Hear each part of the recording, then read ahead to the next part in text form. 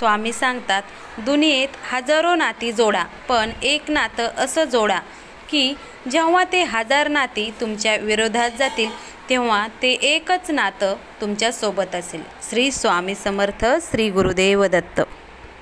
जीवन हे एक रहस्यमय प्रवास आहे. काही लोक आपल्या जीवनात येतात, आपल्यासोबत काही काळ राहतात आणि नंतर अचानक निघून जातात. काही वेळा हे संबंध प्रेमाचे असतात, काही वेळा मैत्रीचे, तर काही वेळा हे कुटुंबाचे देखील संबंध असतात आणि काही वेळा व्यावसायिक भागीदाराचे पण हे संबंध असतात. पण प्रश्न असा आहे की हे लोक का निघून जातात? यामागं केवळ योगायोग आहे की काहीतरी गूढ संकेत आहेत? दत्तगुरूच्या दृष्टिकोनातून याचा अर्थ काय असू शकतो हे आज आपण आजच्या व्हिडिओमध्ये पाहणार आहोत. त्यामुळे व्हिडिओ स्किप न करता तुम्ही शेवटपर्यंत नक्कीच पहा. पहिला मुद्दा म्हणजे काय तर तुमच्या जीवनात येणारे आणि जाणारे लोक असतात ते एक नियोजन असतं. दत्तगुरूच्या शिकवणीनुसार प्रत्येक आत्मा हा विशिष्ट कारणासाठी आपल्या जीवनात हा प्रवेश करत असतो आणि नंतर त्याच्याशी संबंधित कर्म पूर्ण झाल्यावर तो आपल्यातून निघून जात असतो. हे एक आध्यात्मिक सत्य आहे की आपण ज्या लोकांना भेटतो, ज्यांच्याशी आपले काहीतरी पूर्वसंबंध असतात, या जन्मात किंवा मागील जन्मात आपले त्यांच्यासोबत काही कर्म हे गुंफलेले असतात आणि जेव्हा हे कर्म पूर्ण होते तेव्हा ते लोक आपल्या आयुष्यातून निघून जात असतात. ह्याच्यामध्ये आपल्याला गुरूचं मार्गदर्शन कसं ठरेल ते पाहूया. कधी काही लोक आपल्या जीवनातून अचानक निघून जातात आणि आपण त्याचा अर्थ लावू शकत नाही की हे माझ्या जीवनातून का निघून गेले. अशा वेळी आपल्याला गुरूच्या शिकवणीतून ह्या गुरूच्या कृपेचा एक भाग असतो ते आपल्याला कळलं पाहिजे. काही लोक आपल्या आयुष्यात राहतात, आपल्यासाठी ते हानिकारकसुद्धा ठरू शकतं. कदाचित ते आपल्यासाठी किंवा आपल्याला योग्य मार्गावरून ते दूर नेत असतील किंवा काहीतरी आध्यात्मिक मार्गामध्ये ते अडथळा बनत असतील, म्हणून दत्तगुरू त्यांना आपल्या आयुष्यातून दूर ठेवत असतात. अशा वेळी दत्तगुरू त्या लोकांना आपल्या आयुष्यातून दूर करतात. ते एखाद्या कारणामुळे आपल्याला सोडून जातात, भांडणं होतात, काहीतरी घडतं आणि त्या व्यक्तीशी असलेला संबंध आपला सुटतो. पण हे सर्व काही शिकण्यासाठीच असतं. काही लोक हे धडा शिकवण्यासाठी येतात. स्वतःवर विश्वास ठेवायचा आणि आपल्या आत्मशक्तीचा कसा उपयोग करायचा, जीवनात किंवा जीवनाच्या खऱ्या सत्याची जाणीव आपल्याला यातून नक्कीच होते. आपला जन्म स्वतःला जाणून परमतत्वात एकरूप होण्यासाठी झालेला असतो.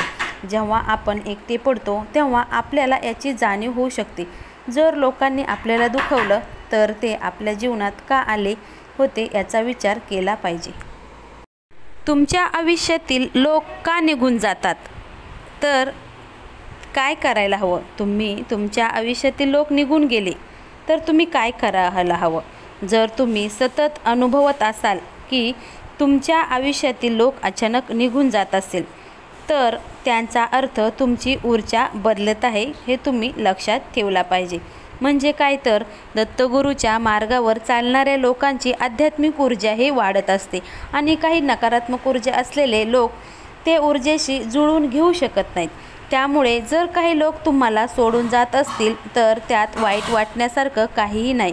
त्याऐवजी तुम्ही खालील गोष्टी ह्या करायच्या असतात. तर कुठल्या ते सर्वप्रथम पाहूया. पहिली गोष्ट म्हणजे दत्तगुरूच्या मार्गावर तुम्ही चालत राहा, कारण त्यांच्या कृपेने तुमच्या आयुष्यात नक्कीच चांगले आणि योग्य लोक येतील. दुसरी गोष्ट म्हणजे संबंधामध्ये अट्टहास टाळा. जो जाणार आहे त्याला तुम्ही जबरदस्तीनं रोखू नका. त्याला जायचं आहे तर तुम्ही त्याला जाऊन द्या. तिसरं म्हणजे काय तर तुम्ही स्वतःला दोष देऊ नका. काही लोक निघून जाणं हा तुमच्या कर्माचा भाग असतो, त्यासाठी तुम्ही स्वतःला कधीही दोषी समजू नका. चौथं म्हणजे काय तर नवीन संधीसाठी तुम्ही तयार राहा. जेव्हा कोणी माणूस निघून जातो तेव्हा दत्तगुरू तुम्हाला नवीन मार्ग हे दाखवत असतात. पाचवं म्हणजे काय ध्यान आणि स्वाध्याय करा. यामुळे तुम्हाला दत्तगुरूच्या संकेताचा अर्थ नक्कीच समजेल. नकारात्मक लोकांचा प्रभाव टाळण्यासाठी दत्तगुरूंचे कोणते संरक्षण आहेत? काही वेळा काही लोक आपल्याला अडथळा आणत असतात. आपल्या आयुष्याचा योग्य प्रवाह ते थांबवत असतात. अशा वेळी दत्तगुरू आपल्या प्रभावातून त्यांना हे बाहेर काढत असतात, हे तुम्ही समजून नक्कीच घ्या. तर आता दत्तगुरूच्या मार्गावर चालण्यासाठी तुम्हाला कोणता संदेश द्यायचा आहे, तर तुम्ही दत्तगुरूच्या मार्गावर आहात, त्यांची भक्ती करत आहात, त्यामुळे तुमच्या आयुष्यातील प्रत्येक गोष्ट त्यांच्या मार्गदर्शनाखालीच घडते आणि त्यांच्या छायेखालीच घडत असते, हे तुम्ही लक्षात ठेवा. काही नाती संपली, काही संधी हुकल्या, काही मित्र दुरावले, याचा अर्थ असा नाही की तुम्ही एकटे पडले आहात.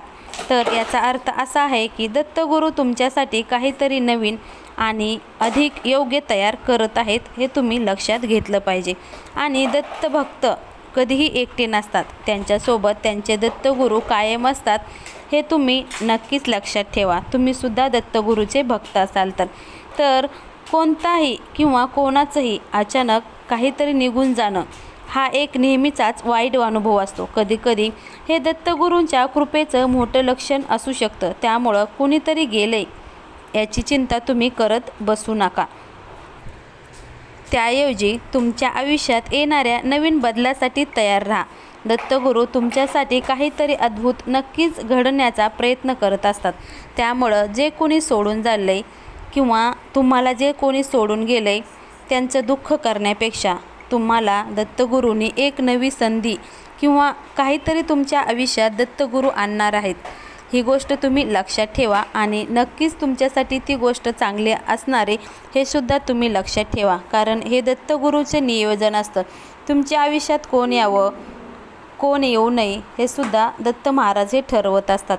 त्यामुळं तुम्ही गेलेल्या लोकांबद्दल वाईट वाटण्याऐवजी तुम्ही आहे त्या परिस्थितीचा स्वीकार करा. आणि जी माणसं आपल्या आयुष्यात येतात ती माणसं आपल्यासाठी चांगलीच असतात आणि जी माणसं आपल्याला सोडून जातात ती माणसं आपल्यासाठी चांगली नसतात, म्हणजे ती नकारात्मक गोष्टीने भरलेले असतात. म्हणून दत्त महाराज ते आपल्या आयुष्यातून दूर करत असतात, हे गोष्ट तुम्ही लक्षात ठेवा. आणि जे होतंय ते चांगल्यासाठीच होतंय, या गोष्टीचा स्वीकार करून तुम्ही पुढे चालण्याचा प्रयत्न करा. श्री स्वामी समर्थ. श्री गुरुदेव दत्त.